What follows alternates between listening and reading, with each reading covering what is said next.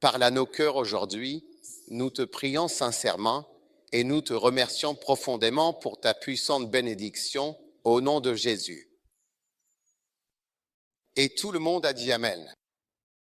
Vous pouvez vous asseoir. C'est un plaisir d'être ici. Je vous apporte les salutations de Sao Tomé.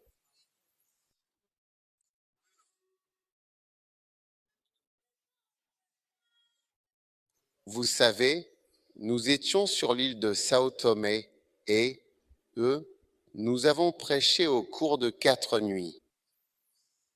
Nous avons rencontré le président de Sao Tomé et, le Seigneur nous a donné beaucoup d'âmes.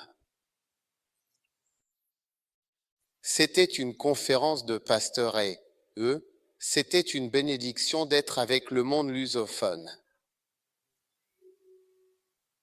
Je leur montrais, je leur racontais une histoire, celle d'avant, la photo juste avant celle-ci.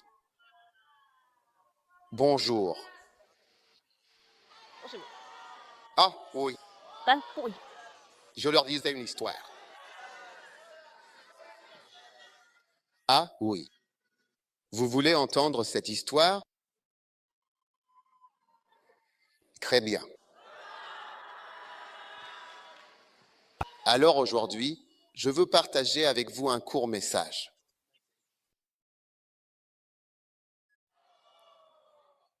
Sur le fil prodigue.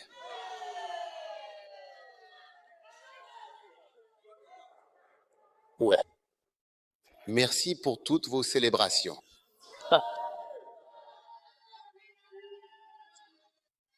Je vois que les gens s'amusent beaucoup. Pour mon anniversaire, tu sais, Oui. c'est une bénédiction. De ma part. Pourquoi pas?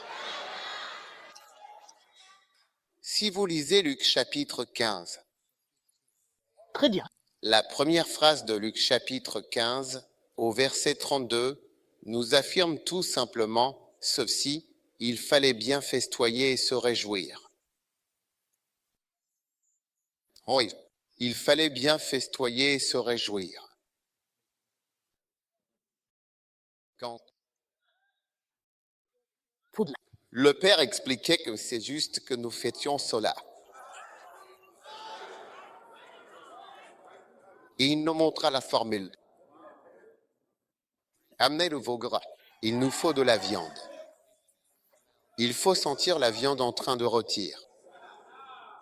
Il nous faut de la musique et de la danse. Mangeons et réjouissons-nous. Donc le Père a dit qu'il était juste que nous soyons dans la joie. Bref, revenons à l'histoire du Fils prodigue.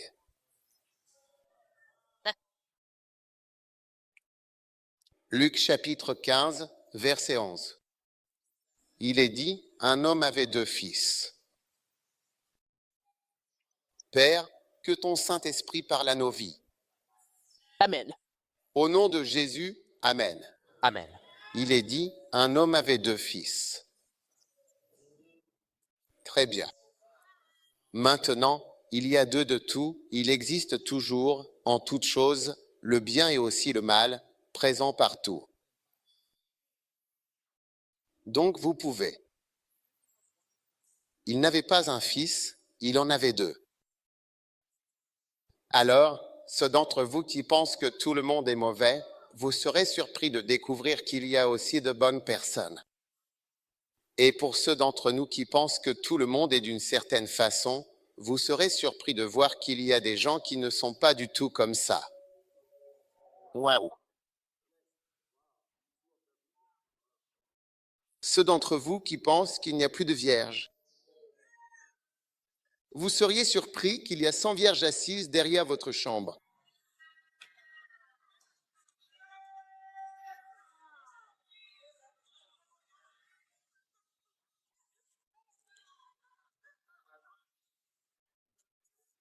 Ceux qui pensent que tout le monde est pauvre.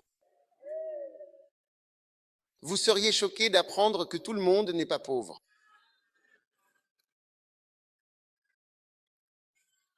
Combien vont rejoindre le bon côté? Oh oui. Maintenant, et le plus jeune dit à son père, Père, donne-moi la part de bien qui doit me revenir. Et il leur partagea ses biens. D'accord? Peu de jours après, le plus jeune rassembla tout ce qu'il avait et partit pour un pays lointain, là-bas, parce qu'il voulait aller aussi loin que possible de son père et de la maison de son père. L'une des raisons pour lesquelles les gens quittent les églises, par exemple, tu es dans cette église et tu vas dans une autre église, c'est parce que tu veux aller là où personne ne te connaît.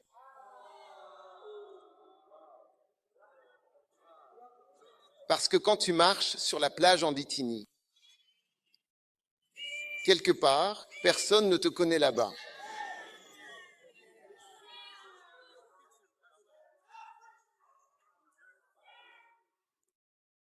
C'est pour ça que les gens vont loin.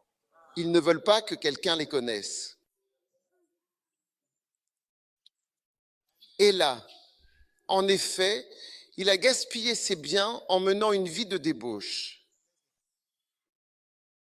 Il y a une façon de vivre qu'on appelle la vie de débauche. La vie de débauche.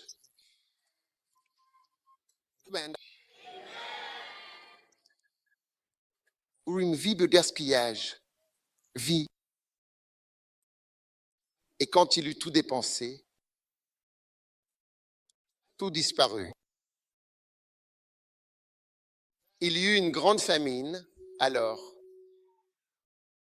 La faim dans ce pays, et cela l'a touché. Il y a des moments où les choses ne t'affectent pas. Mais il arrive aussi un moment où les choses t'affectent, toi aussi. Donc, tu peux te voir comme quelqu'un qui a échappé à tout ça. Ce problème-là, je l'ai évité. Ceux qui ont fait exploser leur école, j'ai esquivé. Ceux qui ont fait ça, j'ai réussi à m'en sortir. Ceux qui sont devenus accros, j'y échappé. Je n'en faisais pas partie. Mais il viendra un problème qui te concernera et qui t'inclura. Et qui que tu sois dans cette vie, dans tous les cas, il y aura des problèmes qui te concerneront et qui t'incluront. Il a commencé à en vivre un pour la première fois. Les problèmes du système ont commencé à l'affecter. Et il est alors allé se joindre à un citoyen de ce pays à ce moment-là. Et celui-ci l'a envoyé dans ses champs pour nourrir les porcs. Or, c'est une histoire racontée par un juif. En Israël, les porcs. Manger du porc est un problème. Ils ne mangent pas de porc. La première fois que je suis allé en Israël, j'étais assis seul dans un restaurant. J'y étais seul.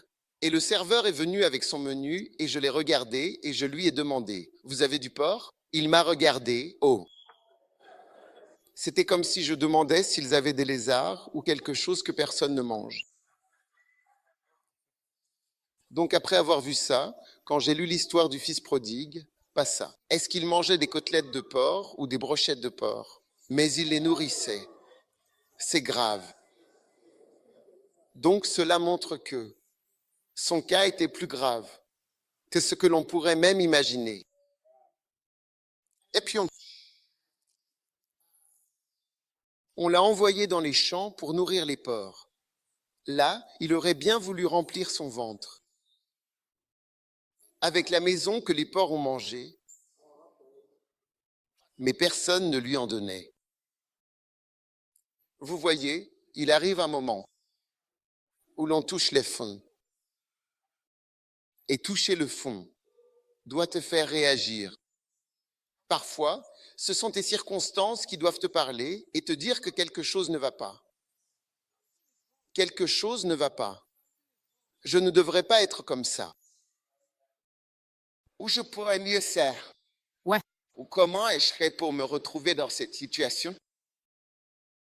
Et la Bible dit, personne ne lui donne rien. Il y a un moment et un endroit où personne ne viendra qu'aider. Même en tant que nation, nous voit que lorsque nous sommes devenus indépendants et que nous avons commencé à chanter tout le temps, nous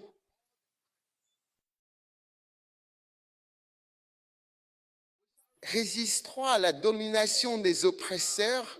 C'était cette chanson que nous avons dit, c'est notre, ce que nous allons chanter à chaque fois. Non, dès le premier jour de l'indépendance, elle a été proclamée comme l'hymne. Mais tu devrais, si tu écoutes les paroles de cette partie, tu vois, tu remarques que puisqu'il s'agit d'oppresseurs, tu comprends? Ouais. Parce qu'il n'y avait personne avant eux. Non. Puisqu'ils sont des oppresseurs, il y aura tu aussi. Et en 1966, nous étions fauchés.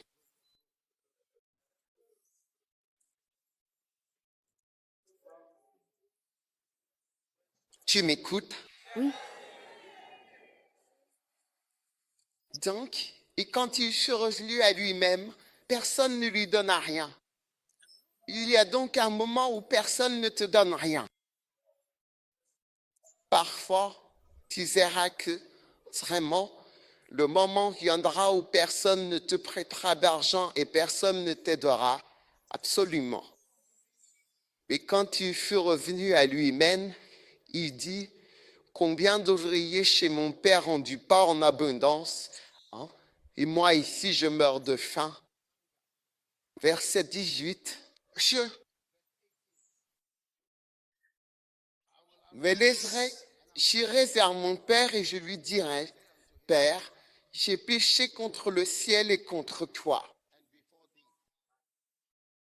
Je ne suis plus digne d'être appelé ton fils, traite-moi comme un de tes ouvriers. Vous savez, il est important de commencer à réfléchir, à bien réfléchir.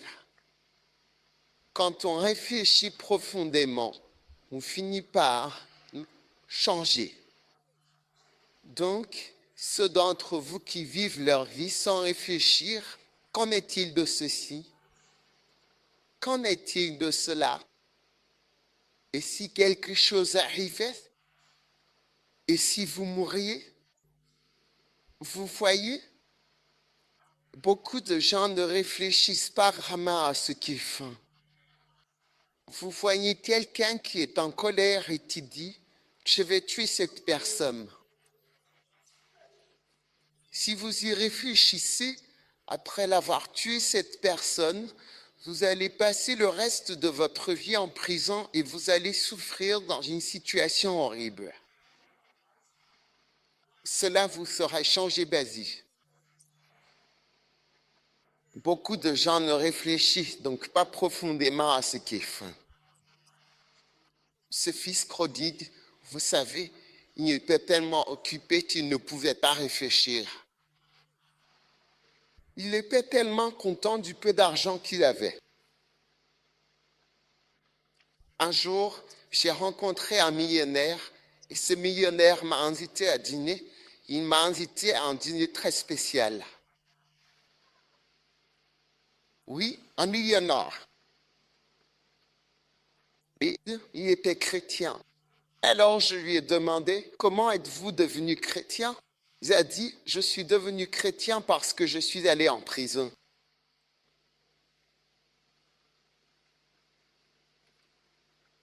Et il a dit qu'il avait l'habitude de piloter par un jet privé, un Jumbo Jet 747. Il a dit s'être retrouvé seul. Ouais. En fait, il volait très souvent pour aller voir sa petite amie à Londres, en Inde et partout dans le monde. Bin saat niya? Un jumbo. Il a dit, quand je suis allé en prison, j'ai demandé pourquoi. Qu'est-ce que la prison a changé? Il a dit, quand tu es en prison, tu n'as pas d'interaction. Alors il a fait un geste, il a dit, ça, c'est fini. C'est le geste qui a fait. Il a dit qu'il l'a fait comme ça. Il a dit ça.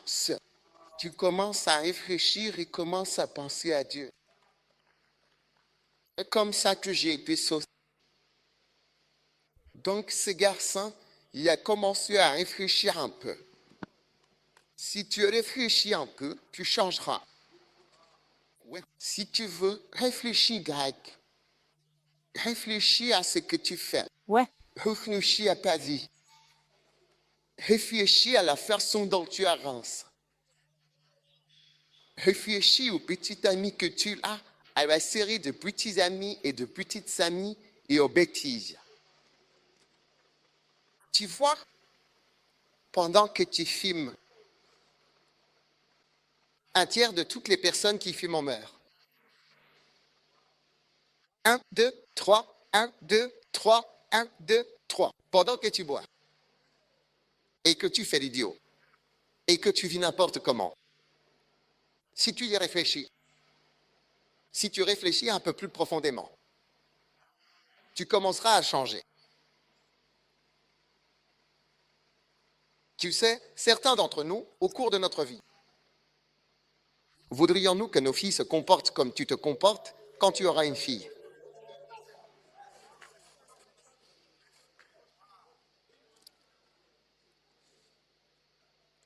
Tu vois, une chose drôle que j'ai remarquée. J'ai vu des gens qui n'allaient jamais à l'église.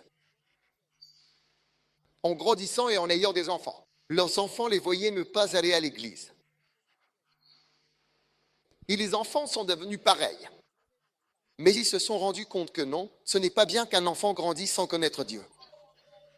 Alors ils veulent que leurs enfants aillent à l'église. Alors ils vont demander, est-ce que tu peux laisser les enfants aller à l'église? Parce qu'ils se sont rendus compte que ce ne serait pas bien si mon enfant devenait comme moi. Alors tu dois commencer à réfléchir à ce que tu fais. Et quand ce garçon a commencé à réfléchir, un peu, il s'est rendu compte, non, non, non, je fais fausse route. Et il a dit, je me lèverai. Et j'irai vers mon Père. Amen. Alors il s'est levé. Et il est allé vers son Père. Mais comme il était encore loin, son Père l'aperçut. Et fut ému de compassion. Il courut, se jeta à son cou et l'embrassa. Donc il a mis sa décision à exécution. Combien de personnes ont déjà parlé à? Parfois un menteur ou quelqu'un qui fait quelque chose de mal. Et la personne dit, oh, j'ai décidé de venir te le dire. Avant qu'elle ne se fasse prendre. Je comptais te dire ça la semaine prochaine. Ce n'est pas quelque chose que je te cachais. C'est juste la semaine dernière, j'ai décidé que je voulais te partager toutes ces choses pour que tu puisses m'aider. Il dit, combien d'entre vous ont déjà décidé en eux-mêmes, je vais faire quelque chose? Mais la Bible dit que le fils prodigue a dit, je me lèverai et j'irai vers mon père. Et il s'est effectivement levé et il est allé vers son père. Il y est allé. Il a fait ce qu'il pensait. Certains d'entre nous pensent, vous savez, un jour il y avait une sœur qui avait pris du poids. Et elle a décidé de faire quelque chose pour perdre du poids. N'est-ce pas? Elle a décidé de faire quelque chose pour maigrir. Alors, elle a acheté un vélo. Le vélo, celui qui ne bouge pas quand on pédale, il reste sur place. Un vélo d'appartement. Et elle a amené le vélo dans la chambre. Dans la chambre. Oui, pour perdre du poids. Donc le vélo était là. Une semaine. 2 semaines, 3 semaines. Le vélo était toujours dans la chambre. Le mari était ce genre de bon mari, très calme, posé, accommodant. Alors un jour, il a demandé à sa femme, « Ma sœur, ce vélo qui prend toute la place dans la chambre, quand vas-tu le monter ?» Tu sais ce qu'elle a répondu? Vous voulez savoir ce qu'elle a répondu? Je ne pense pas que vous vouliez savoir ce qu'elle a dit. Elle a dit, « Je le fais dans ma tête. » Je le fais dans ma tête. Bien sûr, c'est une histoire vraie.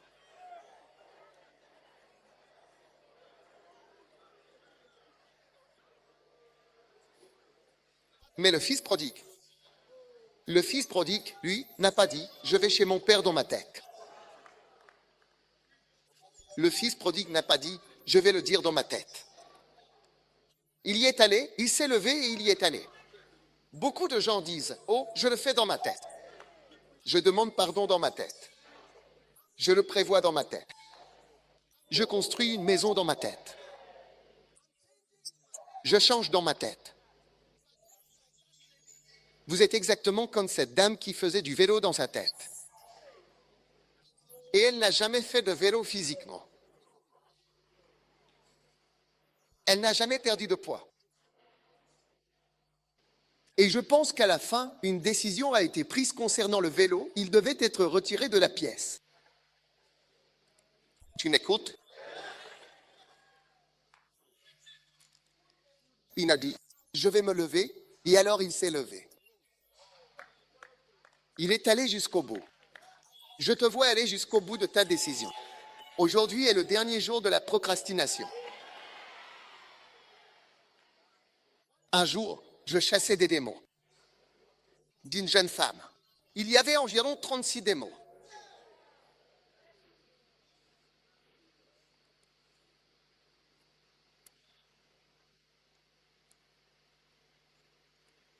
Chaque démon qui sortait avait un effet différent. Je me souviens que lorsque les démons sortaient, ils mentionnaient leur nom, ce qu'ils étaient. C'est d'ailleurs comme ça que j'ai appris le nom du mot anglais. Procrastination, c'était l'un des démons, il s'appelait procrastination. C'était un démon. Je le ferai plus tard. Qu'est-ce que ça veut dire? Procrastiner, mets-le sur le truc. Oui. Je le fais dans ma tête. Je change dans ma tête. Je fais du vélo dans ma tête. Je suis une bonne épouse dans ma tête. Je cuisine dans ma tête. Je fais les gestes dans ma tête. La procrastination, c'est l'acte de remettre à plus tard, de retarder, de repousser, surtout par habitude, par négligence ou par paresse. Remettre les choses à plus tard. C'était l'un des 36 démons. Puis un autre démon est sorti. Ce démon s'appelait Luxure. Quand elle a dit « Luxure, je m'appelle Luxure », soudain, la fille s'est transformée devant nous. Elle ressemblait à une prostituée ou quelque chose comme ça, debout là. Une simple écolière. Chaque démon qui prononçait son nom, tu voyais les choses, ça changeait. Mais c'est à ce moment-là que j'ai vu que la chose était réelle. Quand elle a dit « Dernier jour », elle est devenue attirante. Donc, il y a des gens qui te paraissent attirants ou vers qui tu es attiré. C'est juste un esprit, un démon qui se manifeste à l'intérieur de la personne. Seulement sous forme de chair, mais en réalité, il y a quelque chose qui pense sur la chose. Vrai.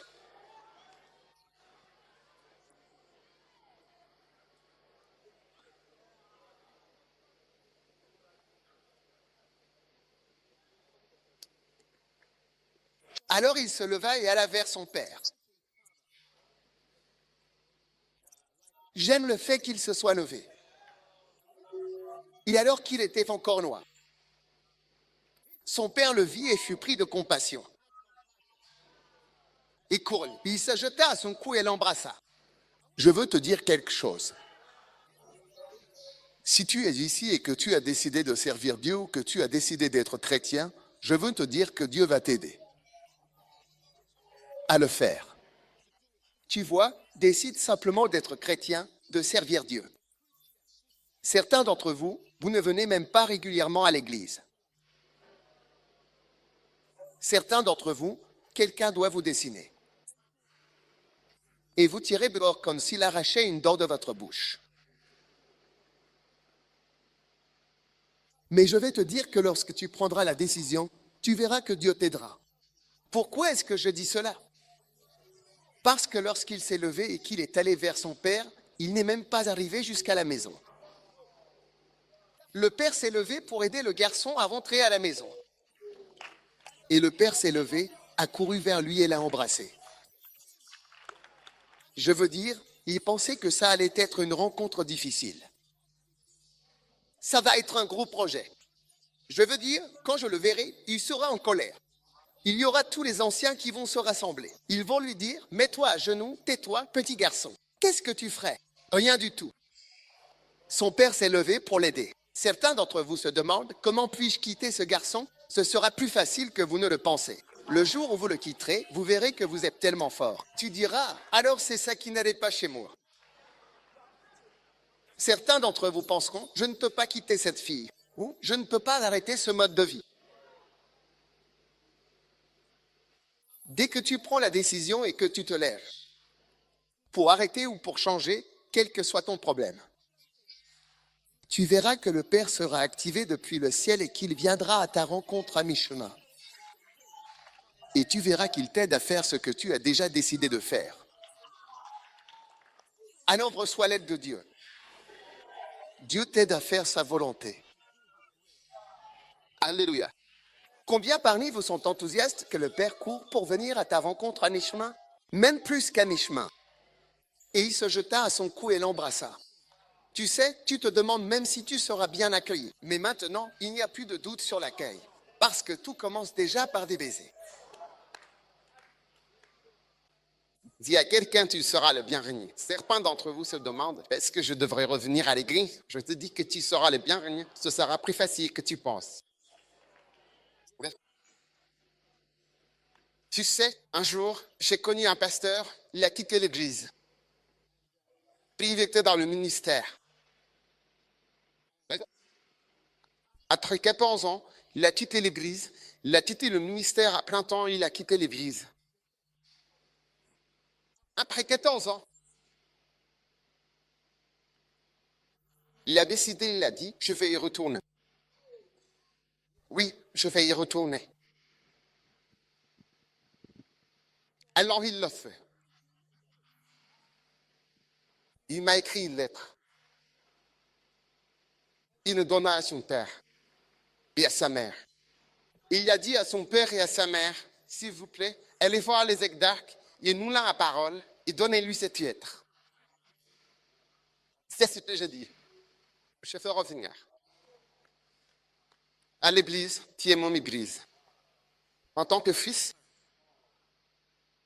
donc j'étais là après l'église. Voici deux adultes. Notre fils nous a envoyés.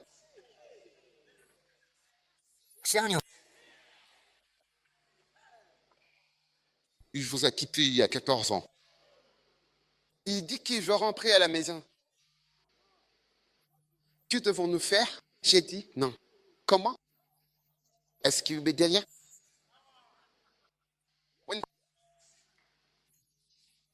Oui, il y en a. Il est déjà là. Oui. Votre père, ce sera plus facile. Le moment d'après, il était à l'église. Le moment d'après, il était là, il était là, il était là. Ses enfants étaient là. Tout fonctionnait. 100%.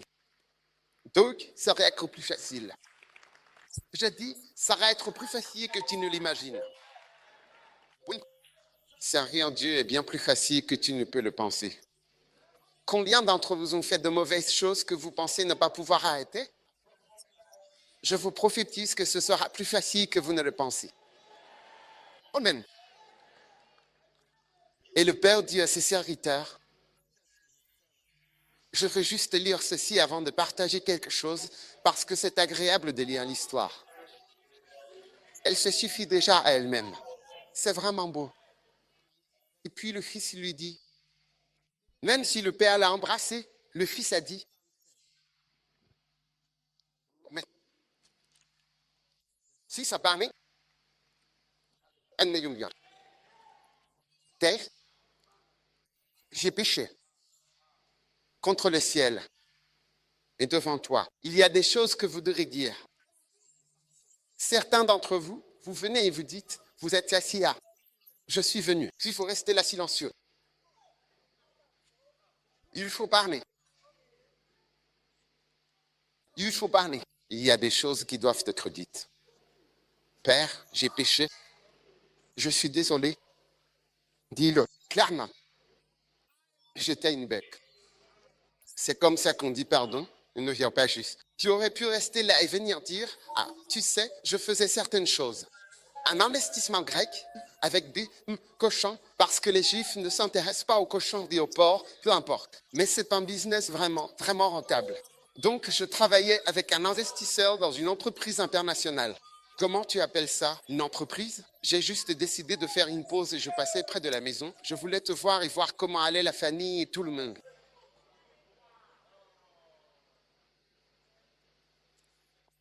Tu dois dire, je suis désolé. J'ai réalisé que, tu sais, quand tu ne le dis pas, ce n'est pas réellement pris. C'est pour ça que, quand tu nais de nouveau, tu dois dire, je suis un pécheur, je suis un pécheur. Pardonne-moi, ce n'est pas ça du tout. Je veux dire, ils disent que je suis un pécheur. Dis ici pécheur.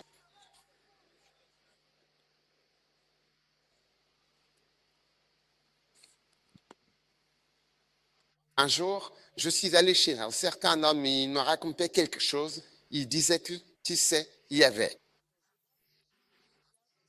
sa femme, ce n'était pas sa première femme. Et il a dit, il a renvoyé sa première femme. Et il expliquait. Je ne le connaissais pas du tout. C'était la première fois que je le voyais. Je l'ai rencontré. Il a expliqué, il a dit que tu sais, ma première femme était très difficile. Et puis il a dit qu'un jour, ils ont eu une dispute familiale. Alors ils avaient invité quelques anciens, oui, à venir, et les anciens se sont assis autour. Et après qu'ils aient fini de parler, ils ont expliqué à la femme qu'elle avait tort, donc elle devait s'excuser. Alors ils lui ont demandé, laisse-toi, et c'est le tour. Ils s'étaient assis en cercle. L'homme leur racontait cette histoire. Je ne sais pas. J'ai oublié quel était le point qu'il essayait de faire passer. Mais il était en train de décrire. Il a dit, ma femme a fait le tour et elle a dit pardon à tout le monde. Quand elle est arrivée à moi, elle s'est retournée et a dit, je m'en fiche. Qu'est-ce qu'ils ont dit que je devais dire? Que dois-je dire? Alors, donc ce qu'elle. Donc il me disait que ce qu'elle allait dire, ce n'était pas du fond du cœur. Non. Et elle était tellement désolée. Mais pour ce fils prodigue, il s'est levé et il a dit, j'ai péché contre toi sous tes yeux et je ne suis pas digne d'être appelé ton fils. Verset 22. C'est de moi, mais le Père sait. Et puis, peut être appelé ton. Mais le père dit à son fils, apportez la plus belle robe et mettez-la lui. Oui. Et mettez-lui un anneau à la main et des chaussures aux pieds, et puis amenez le veau gras, tuez-le, mangeons et réjouissons-nous. Car mon fils que voici était mort, et il est revenu à la vie, il était perdu, et il est retrouvé. Et ils commencèrent à se réjouir. Mesdames et messieurs, on peut être vivant, mais mort. Wow. Vivant, mais mort. Il a dit, mon fils était mort. Mon fils était mort. Wow. Tu es ici, mais en fait, tu es mort. Amen. Tu es un mort vivant. À l'époque, on appelait la lèpre la mort vivante parce que tu es déjà mort. Dès que le diagnostic tombe sur toi, c'est fini pour toi. Non. Même si tu es en vie, tu es vivant mais mort. C'est vrai. Quand tu es déconnecté de l'endroit auquel tu appartiens, tu es mort. Tu es un mort vivant. Tu es fini. Donc, beaucoup d'entre nous sont vivants mais morts. Il a dit, mon fils était perdu. Ça veut dire que tu ne connais pas ton chemin. Perdu. Comment? Perdu comment? Mais je suis en ville, je sors, je reviens. Non, tu ne connais pas ta voie dans cette vie. C'est ça que ça veut dire être perdu. On fait le direct. Tu vas faire quoi? Tu sais, une fois, nous sommes allés à une croisade dans un certain pays et là où nous logions, il fallait passer par une route étroite pour arriver jusqu'à nous. Et il y avait un groupe de personnes, chaque nuit vers 23 heures, ils sortaient dans leur rue, dansaient, jouaient de la musique, faisaient les fous, dansaient, à moitié habillés, même des personnes âgées. Et je me disais que c'est comme s'ils ne faisaient rien. Dans ce pays, c'est comme s'ils ne connaissaient rien de Dieu. Clairement. Incroyable. C'était écrit, tu es perdu. Tu es perdu.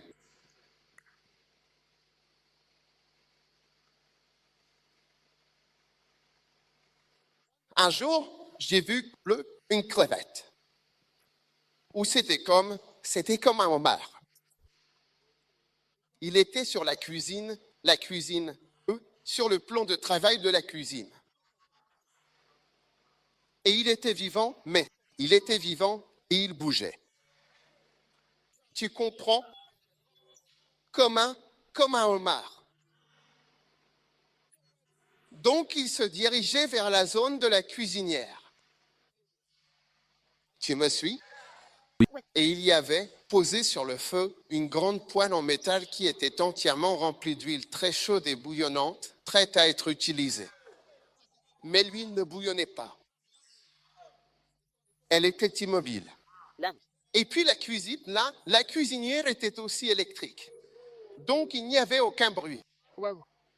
Donc le homard. Soit un homard, soit une crevette. Je ne sais pas lequel, mais c'est quelque chose comme une crevette ou un homard. Il avançait lentement, très lentement. Il bougeait. Tout avait l'air bien. Puis, quand il est arrivé au bout, la poêle était là. Et la poêle avait. C'était comme une friteuse. Ça descendait comme ça. Oh, waouh. Alors, la crevette ou le homard pensait que c'était un toboggan. Tu sais ce qu'est un toboggan. Quand je dis un toboggan, tu descends comme ça, chou, comme ça. On jouait sur le toboggan à l'air de jeu. Donc, le homard pensait que c'était un toboggan. Alors il avançait, avançait, avançait. Puis il est descendu, chaud. Et quand il est entré, et sa chasse. Il était en train de frire. Il a fri. Il s'est fri lui-même. C'est pour ça que la Bible dit que j'étais perdu. Tu ne sais pas que tu es en route vers le feu. Allez. En route pour pour être brûlé et fui en enfer. Beaucoup ne savent pas. Ils pensaient tu vois, la cuisine était très propre. Clairement. Donc, pendant qu'il avançait sur le plan de travail, il n'y avait rien. Il se déplaçait simplement. Je ne sais pas s'il s'est échappé d'un sac de crevettes vivantes et qu'il marchait juste.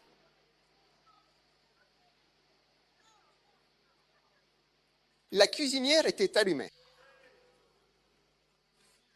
Et quand il est finalement arrivé à cet endroit, il a ressenti un profond désarroi et a pensé « J'étais complètement perdu, je ne savais plus quoi faire. » Il a dit que son fils était perdu. Allez. Mon fils était perdu. Il était dans la poêle, en route vers la poêle, mais maintenant, enfin, il est bien retrouvé. Et ils commencèrent petit à petit à se réjouir.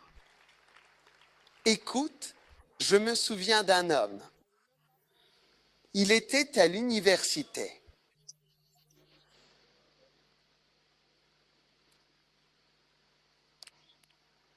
C'était le fils d'un pasteur, mais il n'était pas intéressé par ce genre de choses. Donc, lui et son colocataire, ils étaient. Je veux dire, je ne sais pas dans quoi ils étaient, à l'université. Mais au milieu de l'université, le SR frère a donné sa vie au Christ, le fils du pasteur. Il est devenu sérieux. Et puis il est parti. Il a même quitté l'université et il est allé dans un institut biblique et il est devenu pasteur. Waouh. Oui. Mais l'autre gars, non. C'était son colocataire. Un jour, il y a quelque temps, j'ai entendu Kenneth Hagin parler de cet homme. Il a dit que ce pasteur était, en effet, un pasteur des assemblées de Dieu. Et un soir, alors qu'il venait de finir de prêcher dans un hôtel, soudain Jésus lui est apparu et lui a dit, « Je vais t'emmener voir quelque chose. » Je pense que sa prédication avait peut-être changé. Waouh. Alors il a dit, « Je veux te montrer quelque chose. » Et il l'a emmené en enfer. Kenneth Hagin a dit que, il a décrit l'enfer, mais il a dit qu'il ne. Kenneth Hagin n'a pas besoin qu'on lui décrive l'enfer parce qu'il y est allé. Kenneth Hagin était prophète. Il était déjà allé en enfer auparavant. Et il a dit, je sais comment c'est. Il a dit, c'est immense. On voit des gens crier, hurler, gémir partout. C'est vaste, aussi loin que porte le regard. Donc il a dit que l'homme a décrit. Il a dit, Jésus m'a fait traverser l'enfer. Puis soudain, nous sommes arrivés à un endroit où nous avons vu un homme. Et tu sais qui était cet homme? C'était son colocataire à l'université. Non. C'est le même gars dont j'ai commencé à te parler, c'était son colocataire. Il était là. Alors quand il l'a vu, il a dit, hein, comment es-tu arrivé ici? Pourquoi? Comment es-tu venu ici? Et le colocataire lui a répondu, je suis arrivé ici vendredi. C'était dimanche. Le colocataire lui a dit, je suis arrivé ici vendredi. C'est une histoire que Kenneth Hagin était en train de faire. Il racontait ce témoignage. Il a dit que ce jour-là, il a dit, je ne veux pas prêcher, je vais juste vous raconter ceci. Oui, c'était aussi un dimanche soir. Il a dit qu'il ne voulait pas prêcher, juste vous raconter cette chose. Non. Il a dit, je suis arrivé ici vendredi. Comment? Il a dit, j'ai eu un accident. Toute personne qui est morte sait comment elle est morte. Il a dit, j'ai eu un accident et je suis mort. Et je suis arrivé ici depuis vendredi, je suis ici depuis vendredi. Ensuite, il a voulu lui poser plus de questions. Jésus a dit, non, pas de questions, dehors. Il l'a emmené dehors et l'a ramené à l'hôtel. Il était bouleversé, alors il a décidé d'appeler sa mère parce que sa mère connaissait son colocataire. Combien de mères? Combien d'entre vous, vos mères connaissaient vos colocataires? Pas toutes. Pas toutes, assurez-vous que lorsque votre enfant est à l'école, vous connaissiez aussi les colocataires de votre enfant. Amen. Amen. Oui, Faites du bruit. assurez-vous de leur rendre visite. Mais cette femme, elle connaissait son fils et elle connaissait le colocataire de son fils. Non. Alors elle est allée. Quand il l'a appelée le lundi, il n'arrivait même pas à parler. Elle a dit, tu as entendu la nouvelle? Elle a dit, quelle nouvelle? Il a dit, il n'a pas dit à sa mère. Sa mère a dit, oh, ton colocataire, il a eu un accident vendredi. Il est mort. Et le pasteur était bouleversé. Il a dit que c'était quelque chose pour lui parce qu'il avait vu son colo. Il avait vu son colocataire en enfer vendredi. Waouh.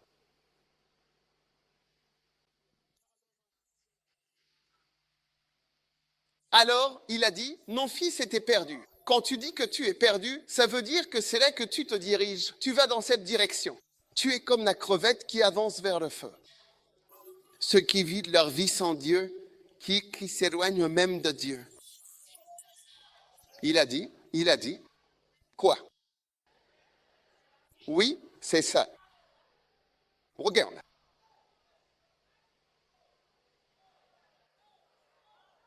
Wow.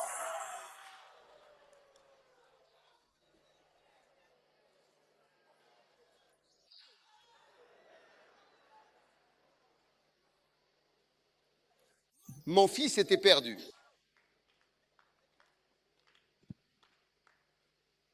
Mon fils était mort. Le pays est vivant. Et ils ont commencé à faire la fête. Beaucoup de gens ne savent pas qu'ils sont perdus. Ceux d'entre vous qui êtes des chrétiens à moitié, comme ceux qui viennent à l'église parce que quelqu'un vous a invité, et ainsi de suite, mais vous n'avez pas pris de décision comme ce garçon. Il a dit, moi, personnellement, je me lèverai. Personne ne viendra me prendre en bus. Je me lèverai et j'irai. J'irai vers mon Père. Amen. Il n'a pas dit, si on vient me chercher en bus, j'irai, ou si on me traîne et qu'on me tire, alors j'irai. Mais je me lèverai. J'y vais moi-même. Parce qu'on va là où on veut aller. C'est vrai. Personne n'a besoin de venir te chercher. Personne n'a besoin de te tirer. Il a dit, je me lèverai et j'irai moi-même parce que je veux y aller. Tu vois des gens voyager jusqu'à Sunyani pour aller voir des petits amis, voyager à Kumasi pour aller voir des petites amies, à Takoradi, ici, à Abidjan, dans différents endroits. Et toi, tu n'arrives pas à te déplacer d'ici là pour venir à l'église.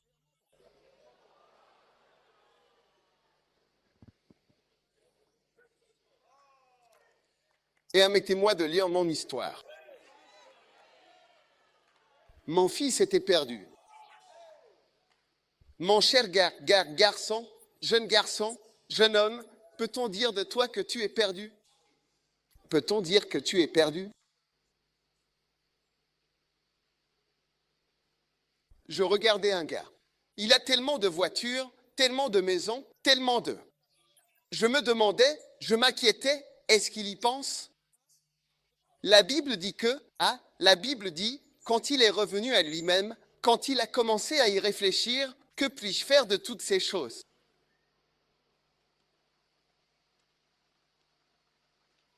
Il y a de nombreuses années, je connaissais quelqu'un qui travaillait pour un millionnaire. Donc, parce qu'il travaillait pour ce millionnaire, il devait aller sur le yacht du millionnaire. Tu sais ce que c'est? Un yacht, ces bateaux sur lesquels on navigue. Quand tu es riche, tu montes à bord et tu te déplaces sur l'océan. Oui. Projection entre nous ce qu'est un yacht.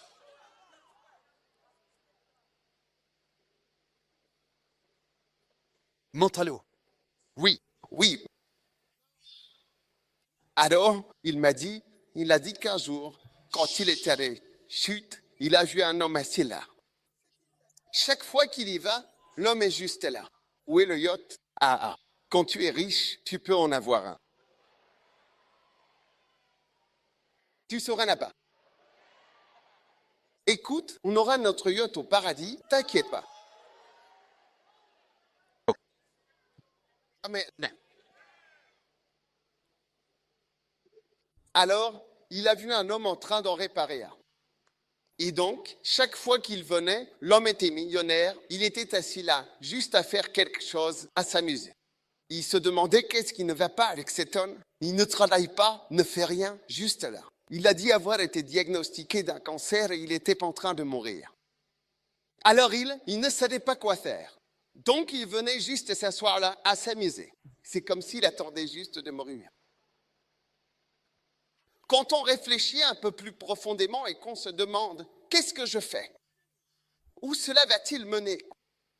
Qu'est-ce que je vais faire de toutes ces choses? Il a dit, mon fils était mort et il est vivant. Or, son frère aîné était dans les champs et comme il s'approchait de la maison, il entendit de la musique et des danses. Et il appela un des serviteurs et lui demanda, qu'est-ce que c'est que tout ça?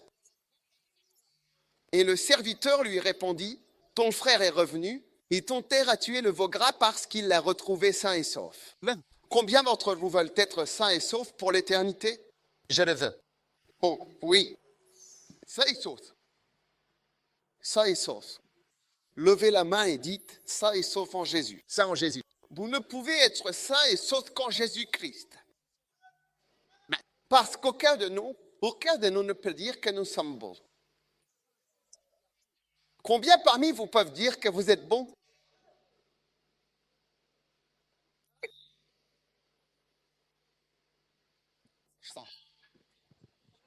Et qui sont bons.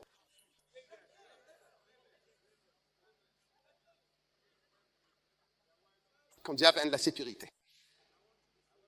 Combien veulent être en sécurité? Combien veulent être sains et saufs? Je suis sain et sauf. On ne trouve la sécurité et le salut qu'en Jésus. Oui, tu peux être en sécurité et sain et sauf en Jésus-Christ. Ton père l'a accueilli en toute sécurité. Il était en colère et ne voulait pas rentrer. C'est pourquoi son père sortit et le supplia. Et lui, répondant à son père, dit, « Seigneur, voilà tant d'années que je te sers, sans jamais transgresser ton commandement. Et pourtant, tu ne m'as jamais donné un chevreau pour que je fasse la fête avec mes amis. Mais dès que ton fils est revenu, lui qui a dévoré ton bien, orang-outan, a causé une perte financière. Il a dit, cet orang-outan a dévoré ton bien avec des prostituées. Beaucoup de filles. Et pour lui, tu as vraiment tué le veau gras. Et il lui dit, mon fils, tu es toujours avec moi et tout ce que j'ai est à toi. Il le fallait. Il est juste que je fasse la fête et que je me réjouisse. Car ton frère que voici était mort et il est revenu à la vie. Il était perdu et il est retrouvé. Applaudissez pour l'histoire de Jésus. Amen.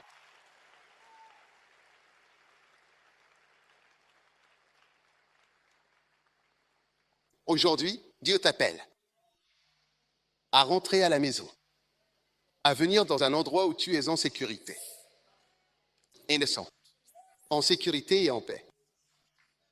Oui, il ne doit y avoir aucun doute concernant ton salut. Combien savent qu'il y a des personnes dont nous ne sommes pas certains? Certains d'entre vous, nous ne sommes pas vraiment sûrs. On demande, est-ce qu'il est croyant? Je pense, enfin, c'est un peu louche. Nous ne sommes pas vraiment sûrs. Certains d'entre vous, quand on vous interroge au travail, personne ne sait que vous êtes chrétien.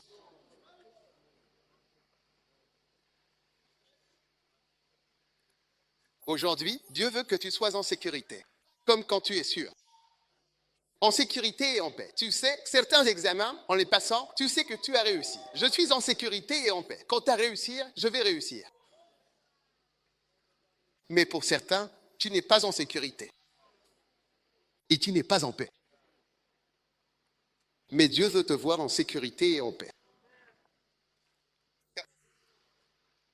Reviens à la maison auprès de ton Père.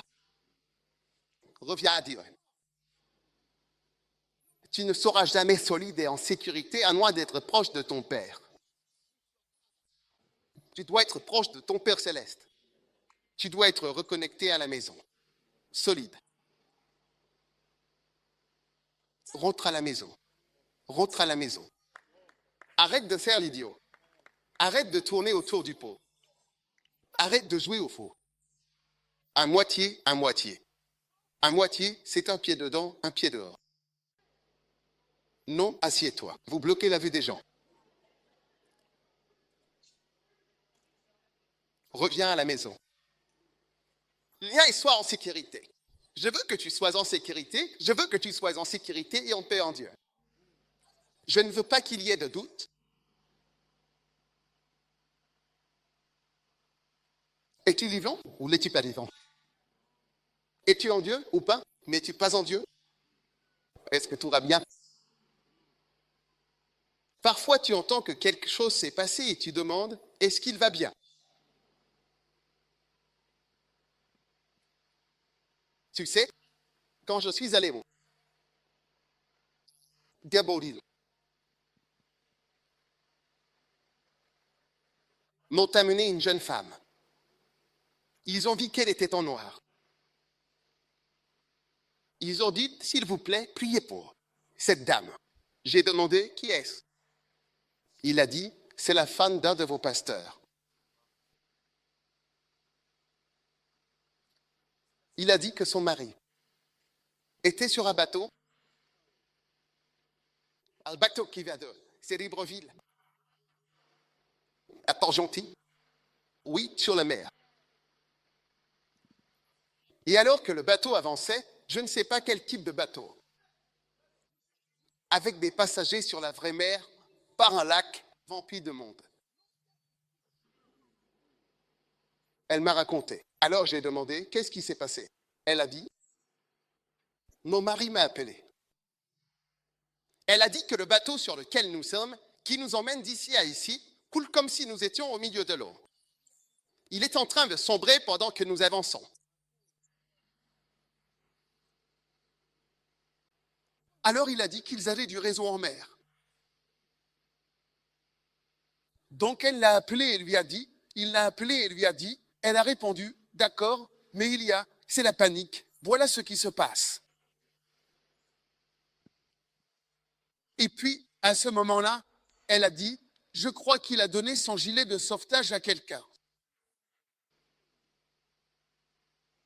Ensuite, elle n'a plus eu de nouvelles, elle n'a plus pu le joindre. Alors elle a essayé d'appeler, ils n'entendaient rien. Puis ils ont appris que le bateau avait coulé. Beaucoup de personnes s'étaient noyées. Alors maintenant, ils attendaient. Elle ne savait pas parce qu'elle lui avait parlé. Oui. Donc ils attendaient la liste. Phụ tạo. Phụ. J'ai dit, ils attendaient la liste. Pour savoir si, simplement, son nom était sur la liste de ceux qui sont sains et saufs.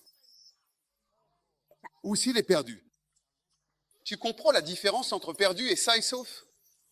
Đi. Ouais. Et puis elle a appris la nouvelle qu'il était perdu. Oh. Il est parti. Son nom n'était pas sur la liste des personnes qui sont saines et sauves, qui ont été sauvées de l'eau et qui ont été secourues. Son nom n'y était pas. C'est de cela que je prêche aujourd'hui. Je parle de ton nom et de qui tu es. Si tu seras sur la liste de ceux qui sont sains et saufs ou si tu feras partie de ceux qui sont perdus. Aujourd'hui, certains d'entre vous, vous êtes précaires. Votre situation est précaire. On ne peut pas dire où vous vous situez par rapport à Dieu. Je vous le dis, vous jouez avec le feu. Vous faites des choses, mais vous ne savez pas que le jour du jugement peut arriver n'importe quand. Allez. Et serez-vous sur cette liste de ceux qui sont sains et saufs? Vous voyez, quand la liste arrive, seules deux choses comptent. Ce n'est pas ceux qui ont des voitures, ceux qui n'ont pas de voiture. Ceux qui ont de l'argent, ceux qui n'ont pas d'argent. Ceux qui ont des maisons, ceux qui n'ont pas de maison. Ceux qui ont une petite amie, ceux qui n'ont pas de petite amie.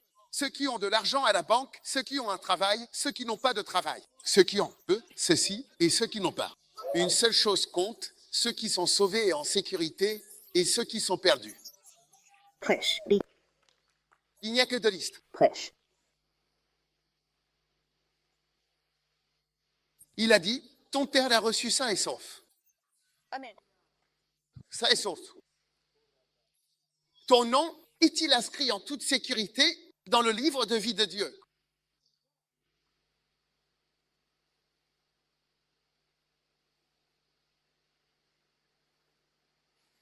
Tu sais, il y a des moments où je me dis, oh, j'aimerais aller au paradis maintenant parce que je sens que je suis sauvé maintenant. Je ne veux faire aucune erreur. Oui.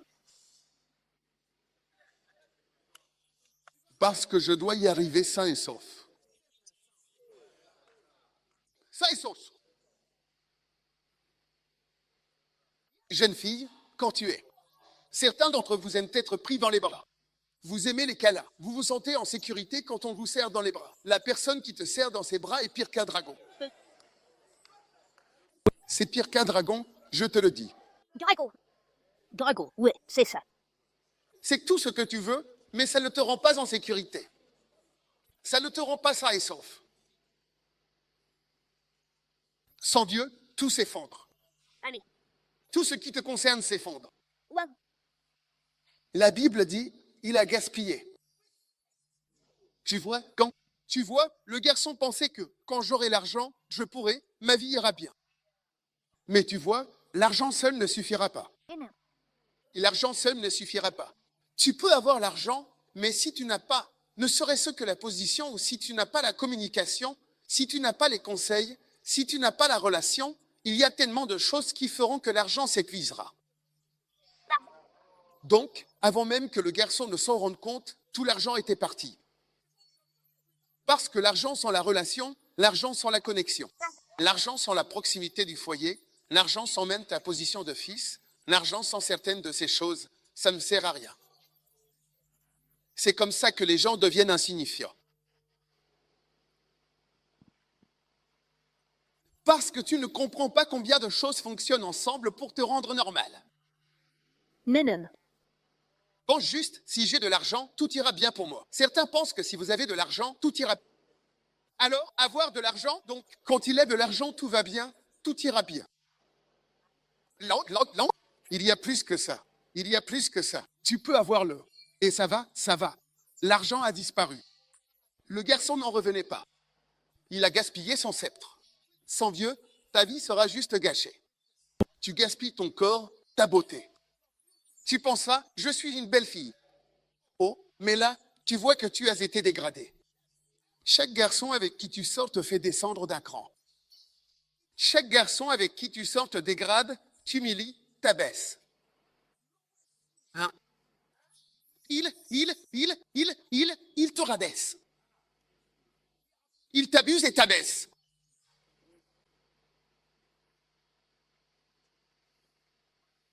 Et ton corps est gâché.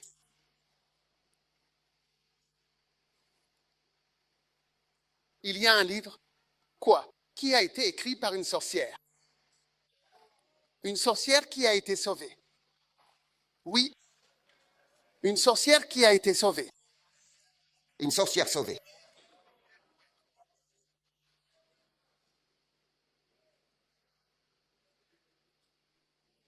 Le titre de ce livre de sorcière était De la sorcellerie au Christ. De la sorcellerie au Christ.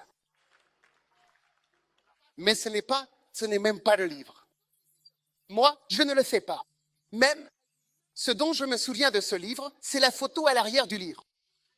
Tu connais la photo qu'elle avait à l'arrière? Elle avait 2 photos. La photo quand elle était sorcière et la photo quand elle était en Christ. Et elle a mis les 2 photos là. Oui, avant et après. C'est là que tu vois que quand tu n'es pas en Christ, tu gâches ta vie. Tu gâches ta beauté. Tu gâches ton corps. Tu fais des avortements. Des avortements. Une femme disait que les bébés que j'ai jetés hors de mon ventre, les bébés que j'ai jetés hors de mon ventre, mon corps a changé. Tout mon corps a changé. Là où j'étais d'une certaine façon, tu vois que tout a changé. Tout le corps est gâché. Tu vois ça? À cause du protocole, le véritable. Meurtre chaque a eu lieu. Pour chaque.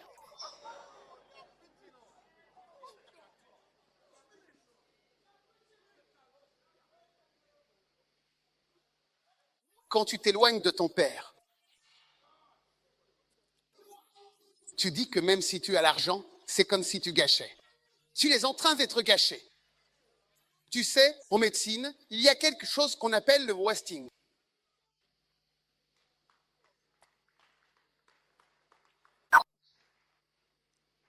Ne t'inquiète pas, j'ai presque fini de prêcher. Mais je veux t'expliquer qu'en médecine, quand on dit que c'est wasted, c'est fini, la personne est gâchée. C'est comme si la chair était partie, le corps est fini et c'est causé. En médecine, on appelle ça wasted, c'est le wasting.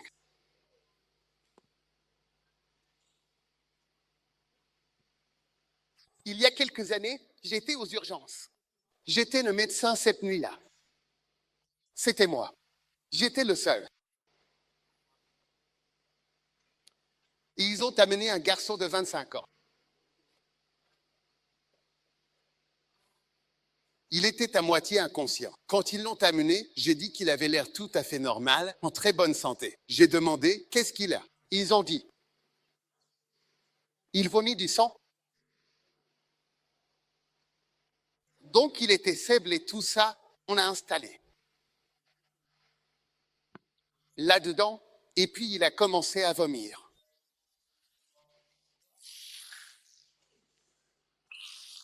Écoutez, quand je suis sorti par le mur latéral et que je suis revenu, le mur était couvert d'eau. Qu'est-ce que c'est? Le parent m'a dit que quand il se réveille, à 6 heures du matin, il commence à boire. Dès 6 heures du matin. Et il a détruit son foie. Il avait développé ce qu'on appelle des varices ésophagiennes. Tu ne comprends pas, n'est-ce pas? C'est comme de grosses veines à l'intérieur de l'ésophage, de grosses veines qui éclatent. Donc là où tu avales, les veines éclatent à l'intérieur de l'ésophage. Et donc, quand tu tousses ou vomis, c'est du sang pur. Parce que je suis allé à la banque du sang. En 25 ans, je n'ai jamais vu quelque chose comme ça. 25 ans. On l'a transfusé, on a tout fait. Au matin, il était mort. Il était mort. Gas. Sans Dieu. Sans Dieu. Tu gâches ton corps. Tu gâches tes organes, les parties de ton corps. Tu gâches les parties de ton corps. Tu gâches les parties de ton corps. Ton foie. Ton esprit. Tu vois, quelqu'un a dit, je chante une chanson. Je vais t'emmener où? Qu'est-ce que tu veux dire? Tu vas m'emmener où? Je vais t'emmener où? Je vais t'emmener où? Avec la gorge. On va dans les nuages. Et tu vois l'esprit est en train d'être détruit. Assieds-toi, assieds-toi. Lol. Écoute, je vais te dire. Un jour, je suis allé à l'hôpital psychiatrique d'Asylum, Asylum Down. Je t'explique la Bible. Le garçon est parti loin de son père et il a gaspillé. Il a gaspillé sa vie, son corps, son foie, ses parties intimes, tout. Sa beauté, le visage changeait. Tu vois que ton visage a changé. C'est pour ça que j'ai dit que cette femme a dit de la sorcellerie au Christ, 2 photos. Maintenant, tu as changé.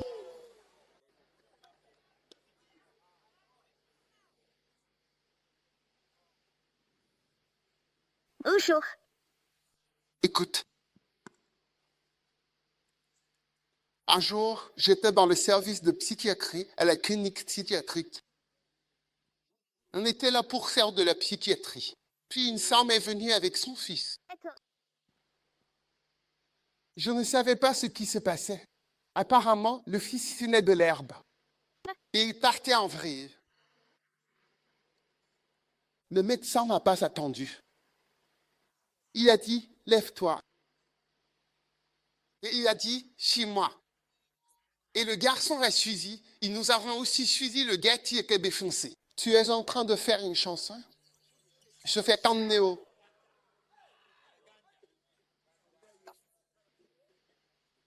Chip. L'homme nous a emmenés dans les chambres. Tu vois des gens déchaînés dans des cages. Et il a dit au gars, la prochaine fois, je te mets ici. Je te montre ça juste comme un avertissement. La prochaine fois, tu viens ici. L'endroit est vraiment dingue. Un jour, une des infirmières m'a dit qu'un des patients était devenu fou. Il est sorti d'une bécage et a haché les yeux d'un autre patient. Oui. Tu dis que tu vas me faire clamer. Tu es en train de gâcher ton esprit, ton foie, organe reproducteur. Trắng tìm T'as boutu. Parce que tu t'es éloigné de Dieu. Regarde, il s'est rendu dans un pays lointain. Ce soir, aujourd'hui, c'est la nuit. Ce soir, regarde ma main. Dieu m'a envoyé. Regarde ma main. Dieu m'a envoyé pour t'inviter à te rapprocher. Il y a une chanson qu'on chante, viens plus près. Ne reste pas loin. Je te le dis, ne fais pas de toi quelqu'un qui reste loin, tout au fond. Tu t'es éloigné. Tu sais, un jour Jésus a dit à quelqu'un, tu n'es pas loin du royaume. Ça veut dire qu'il y a une distance dans le royaume. Ça veut dire que tu peux être loin ou tu peux être proche. Ne te permets pas d'être loin. Je te le dis, c'est pour ton bien.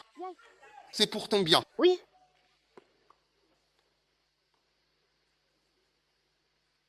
Il a gaspillé ses biens et il n'est plus rien devenu. Il faut qu'il y ait quelque chose qui te pousse à réfléchir. Tu sais, compare-toi à ce que tu étais quand tu étais proche et à ce que tu es maintenant que tu es loin. Et demande-toi, c'est cela qui doit te parler. Honore ton Père et tout ira bien pour toi.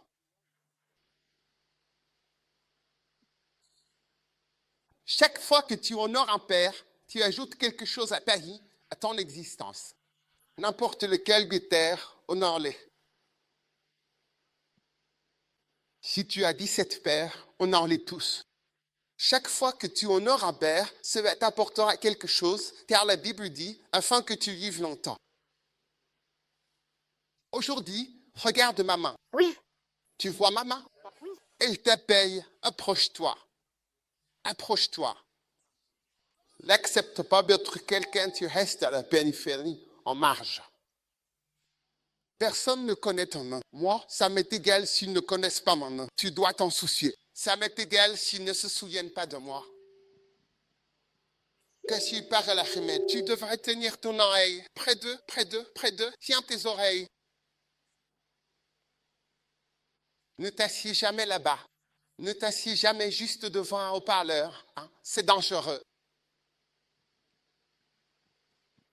Aujourd'hui, j'irai prier pour toi du fond du cœur et t'inviter à revenir à Jésus.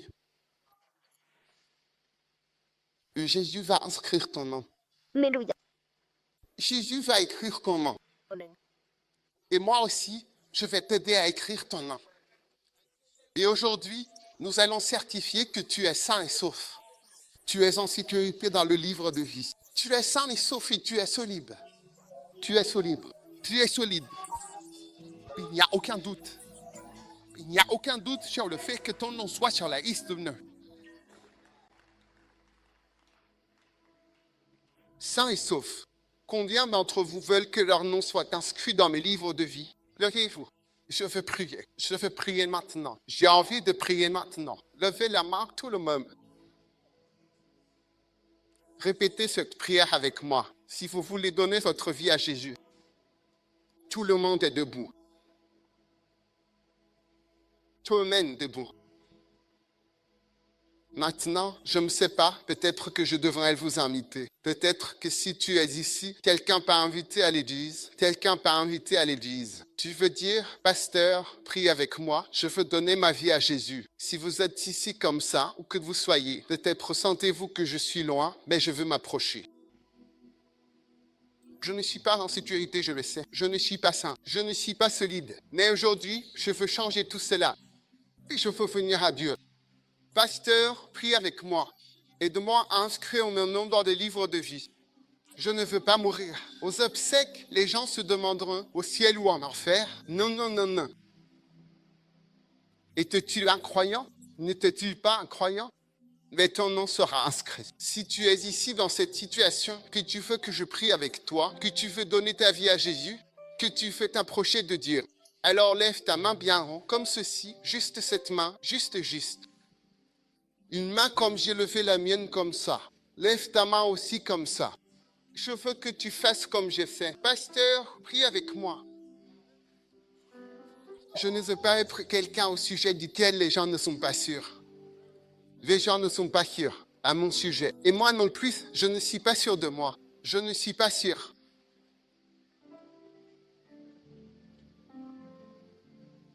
Baisse ta main. Quelqu'un doit être opéré. Et on lui a dit, tes chances sont de 50 à 50. Quand tu t'endormiras, tu as 50% de chances de te réveiller. Tu as 50% de chances de ne pas te réveiller. C'est une opération.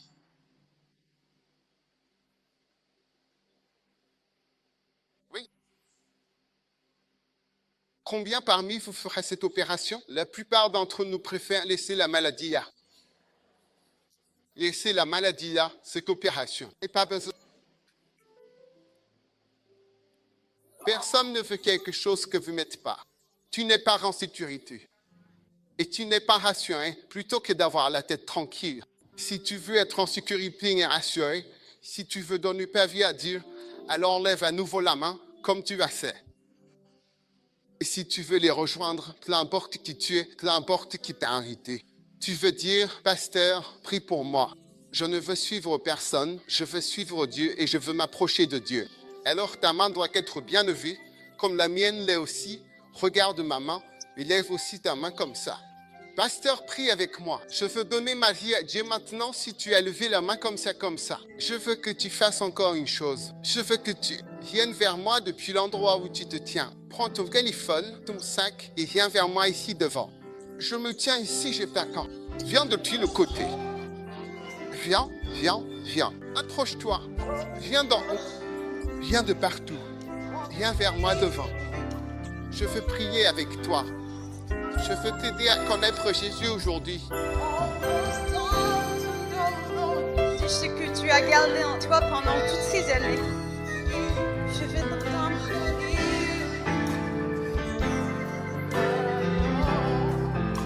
Tout près de moi.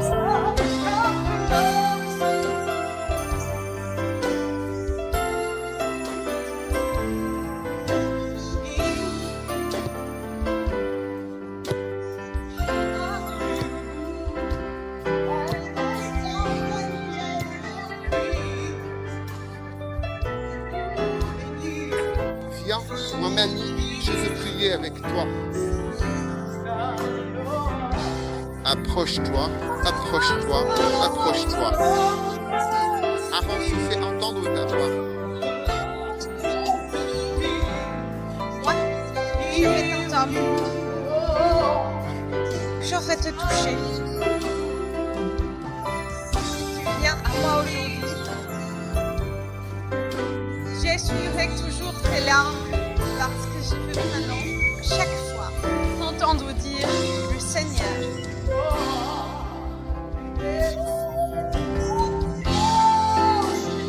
Là. Solveig, viens.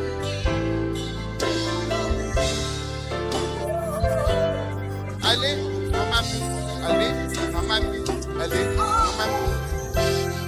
Viens, mon mamie. Je t'attends.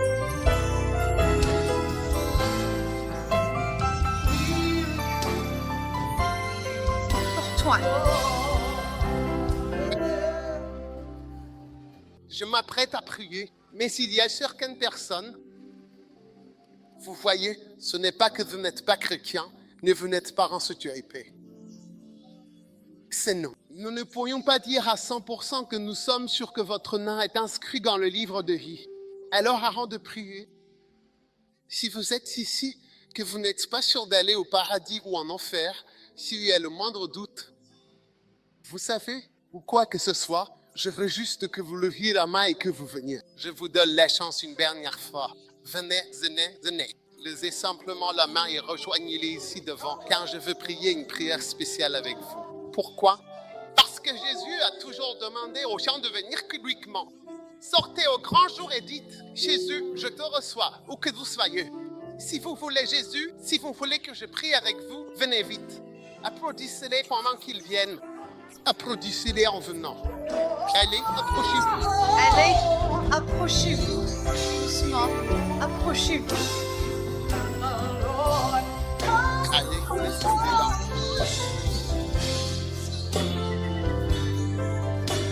Je sais que tu as commencé à être croyant.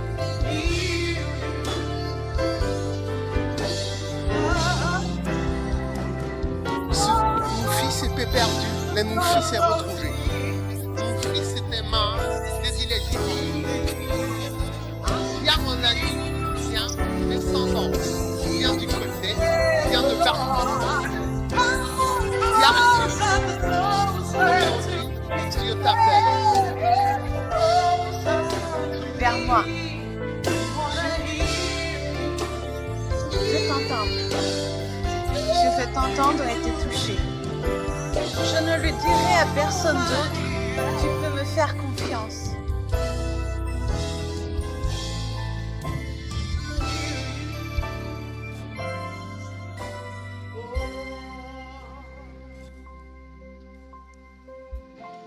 C'est bien. Viens. Quelqu'un arrive. Maintenant, avant que je prie.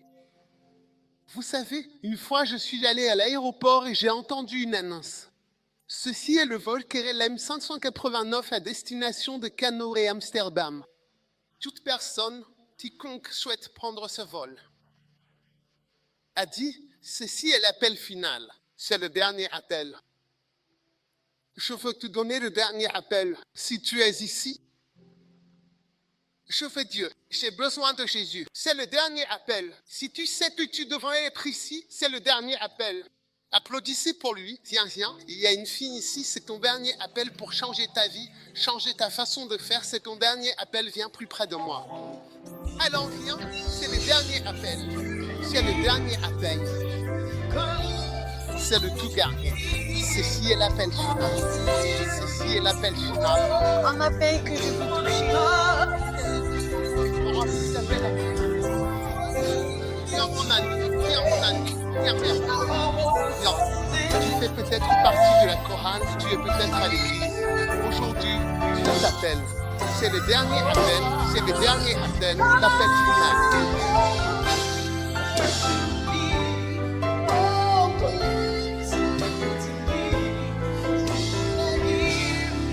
C'est le dernier appel.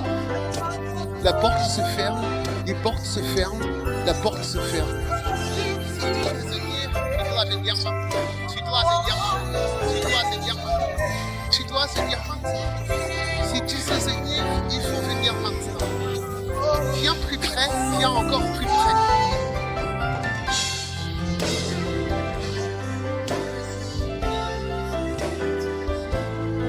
Je veux et je vais te toucher. Si tu viens à moi aujourd'hui, alors sache que j'effacerai tous tes péchés.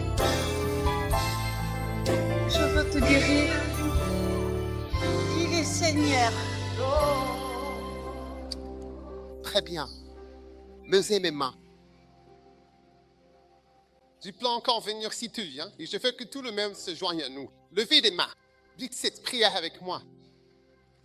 Dites Jésus, je ne vous entends pas, dites Jésus. Je suis désolé pour mes péchés. Je suis pécheur. J'ai fait beaucoup de mauvaises choses.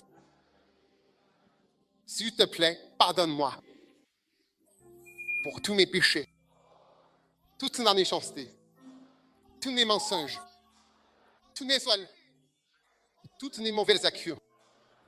Je suis désolé. Seigneur Jésus, pour toute la mauvaise vie. Prends ma vie, ô Dieu. Je te donne ma vie aujourd'hui. Dis, je te donne ma vie aujourd'hui. Seigneur Jésus, lave mes péchés. Par le sang de Jésus. Pour Dieu, lave mes péchés. Par le sang de Jésus. Je reçois le sang de Jésus pour laver tous mes péchés. Merci, Seigneur, pour me nettoyer, de m'avoir pardonné. Aujourd'hui, s'il te plaît, écris ma main dans le livre de vie. Mon nom est. Prononcez votre nom complet et votre adresse, votre nom complet. Mon nom est. Maintenant, dis, s'il te plaît, écris ce nom. Dans le livre de vie. S'il te plaît, inscris mon nom aujourd'hui dans le livre de vie. Merci, Seigneur, de m'avoir sauvé. Aujourd'hui, au nom de Jésus, je prie. Maintenant, le rien doit comme ceci. Un seul, tout le monde, dites cette prière maintenant. Répétez après moi. Satan, écoute bien. À partir d'aujourd'hui, toi et moi, c'est fini. Je ne te suivrai plus jamais. Satan, je ne t'obéirai plus jamais. J'appartiens à Dieu. J'appartiens à Jésus. Et je servirai Jésus-Christ. Maintenant, levez vos deux mains comme ceci. Agitez vos mains. Agitez vos mains. Tout le monde, agitez la main. Dis Jésus, je t'aime. Je te remercie. Je t'aime. Je te suivrai. Je suis ton serviteur. Je suis ton disciple. Je suis ton serviteur. Merci, Seigneur. Merci, Jésus, de m'avoir sauvé aujourd'hui. Je t'aime, Jésus, au nom de Jésus. Et tout le monde va crier Amen. Que Dieu vous bénisse. Que Dieu vous bénisse. Maintenant, tous ceux qui sont venus devant ici, où allons-nous? Ah, nous ne pouvons pas y aller. Il pleut. Ah, d'accord. Alors, tous ceux qui sont venus devant, retournez à votre place. Après la fin, où allons-nous aller? Où allons-nous tous vous retrouver? Ici, juste ici. Vous dites, combien d'entre vous sont sérieux? Vous êtes sérieux, vous vous présentez? Vous êtes sérieux, soyez sérieux. Bon, vous savez, un jour, un homme est allé au bord du lac. Oui, il a vu un bateau et il s'est dit, aujourd'hui, je vais donc dans le bateau pour m'amuser. Alors, quand il y est allé, il a mis une de ses jambes dans le bateau parce qu'il ne savait pas ce qu'il faisait. Donc, quand il a mis sa jambe dans le bateau a commencé à s'éloigner. Vous voyez? Et puis, il est tombé à l'eau. Et ensuite, il a commencé à insulter le bateau, le lac, le propriétaire. Il a insulté tout le monde. Mais vous voyez, ce n'était pas leur faute. Il y avait une jambe dedans et une jambe dehors. Donc, quand tu suis Jésus, si tu mets une jambe dedans et une jambe dehors, ça ne va pas bien se passer. Tu vas tomber. Alors, à partir d'aujourd'hui, tu dois naître.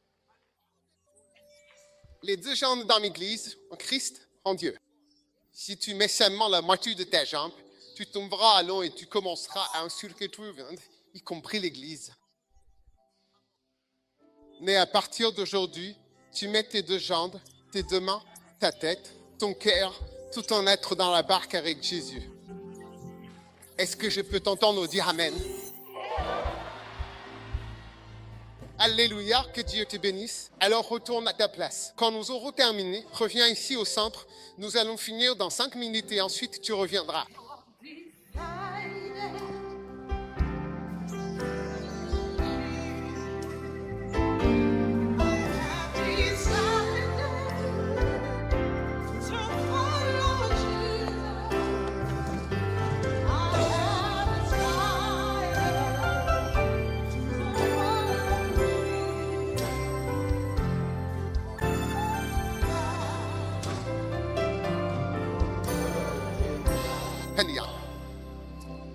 Maintenant, sortez votre communion. Si vous avez la communion aujourd'hui, est-ce qu'on prend la communion? Sortez-la et prions ensemble pour la communion. D'accord. Magnifique.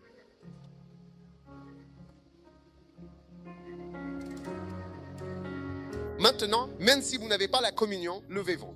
Je veux simplement prier avec vous un instant. Levez le pas. Levez le pas. Si vous n'avez pas de pain, levez simplement les mains. Père, merci pour le corps qui a été brisé pour nous. Nous recevons ce corps, le corps de Jésus-Christ, pour notre guérison. Le corps de Jésus.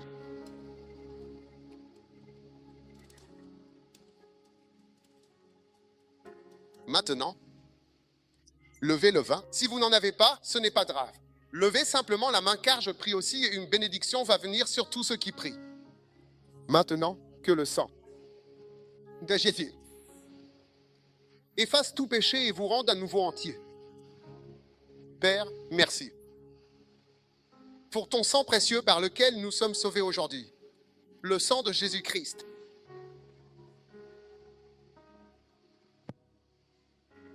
Levez vos mains pour recevoir votre bénédiction. Levez la main, tout le monde, et recevez une bénédiction. Que le Seigneur vous bénisse, que le Seigneur vous fasse prospérer, que le Seigneur vous aide à le suivre, que le Seigneur fasse de vous un prédicateur, que le Seigneur fasse de vous un sauveur d'hommes, que le Seigneur vous établisse dans sa maison, que le Seigneur vous établisse comme une colonne, comme une forteresse dans la maison de Dieu. Puissiez-vous être inébranlable, stable, et que rien ne puisse vous éloigner de la maison de Dieu. Tout ce qui représente une malédiction de régression, une malédiction de retour en arrière, une malédiction de recul en Christ, cette malédiction est annulée aujourd'hui au nom de Jésus. Maintenant, je vois la lumière de la gloire de Dieu briller sur vous. Que la lumière et les anges vous accompagnent et vous guident partout où vous irez. Puisses-tu retrouver le chemin de la maison de Dieu dimanche prochain sans faute. Et lorsque tu viendras, que tu viennes avec encore plus de personnes. Puisses-tu toujours demeurer dans la présence de Dieu. Puisses-tu être encore meilleur que le fils prodigue qui a dit « Je me lèverai et j'irai » et il s'est levé et il est allé. Fais-moi entendre ton amen le plus fort. Fais-moi entendre ton amen le plus fort. Que personne ne soit jamais un fils prodigue au nom de Jésus. Que l'esprit de procrastination soit brisé dans ta vie au nom de Jésus. Que le Seigneur te bénisse. Je dis que le Seigneur te bénisse. Fais-moi entendre ton amen le plus fort. Quand je dis que le Seigneur te bénisse, crie.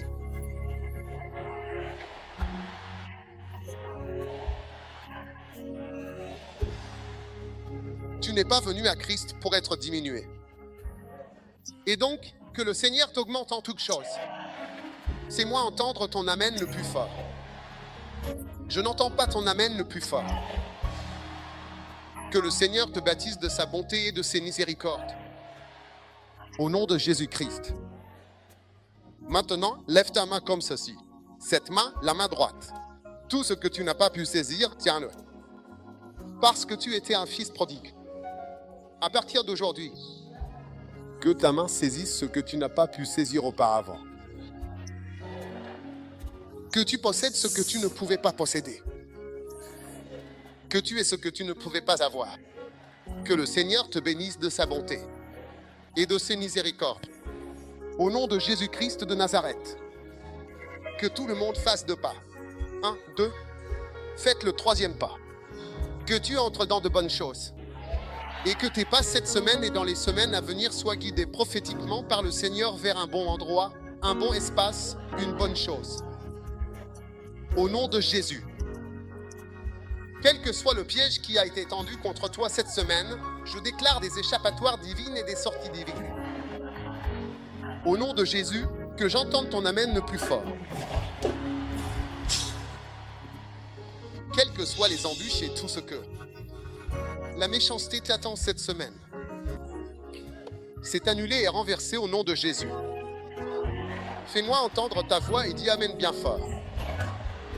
Et toute mauvaise volonté, tout souhait malveillant de quiconque contre ta vie et ton âme, c'est fini, nous l'annulons, nous le renversons, nous l'interceptons, nous le bloquons au nom de Jésus.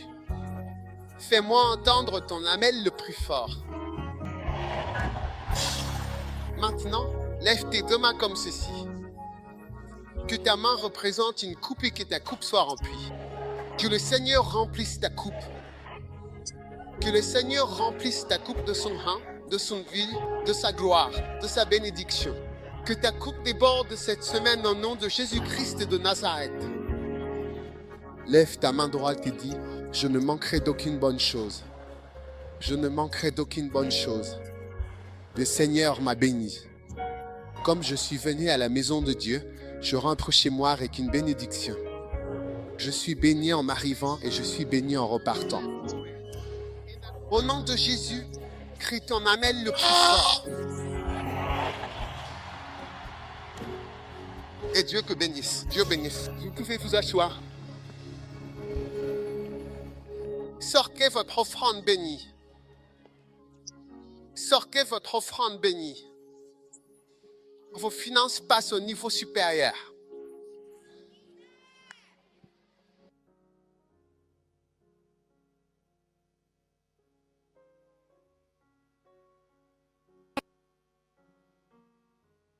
Je vais prier pour vos finances. Je vais prier pour vos finances.